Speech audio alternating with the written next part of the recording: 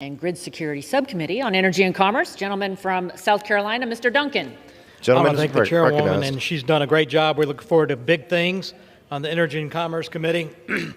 You know, I've been watching this debate, and the Democrats are having a hard time defending the administration's drawdown of a strategic asset for the political reasons to lower gas prices during an election year. I mean, it's obvious. Ranking member has been down here on the floor pretty much left alone to debate this piece of legislation. Even the Biden administration understands that House Democrats will have to support this sound energy policy that facilitates oil and gas development and has preemptively threatened to veto this legislation. The Biden administration has said time and again that there is nothing prohibiting energy production in the United States. But we, the people, we know better because we lived it. We saw when energy production was high in this country under the past administration, gas prices were lower. Once the Biden administration came in and started stopping oil and gas leasing and drilling, gas prices went up. And they felt the political pressure. The Biden administration and House Democrats felt the political pressure.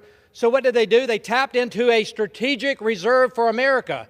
The SPR, the Strategic Petroleum Reserve, is set aside for emergencies like Hurricane Katrina or a time of war, for emergencies, not for a political maneuver to lower gas prices in an election year.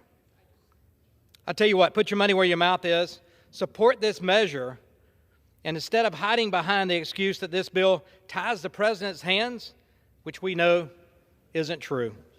The SPR should never be tapped to offset high consumer prices caused by irresponsible energy policies. H.R. 21 calls out what we know, draining the SPR as it's been drained over the last 15 months, acknowledges that getting prices down is about having more supply on the market. It was a blip. It was a temporary price reduction at home. We need to produce here. We need to produce now. We've been blessed in this nation with abundant natural resources, but we've been cursed by liberal politicians who don't want us to tap into those abundant resources. How could anyone believe this administration supports oil and gas production when President Biden literally campaigned on ending the industry? So prove us wrong. Show support for this legislation. Show America you support sound energy policy and vote in support of H.R. 21. Take the first step in unleashing American energy production and allow America to become energy dominant once again. With that, I yield back.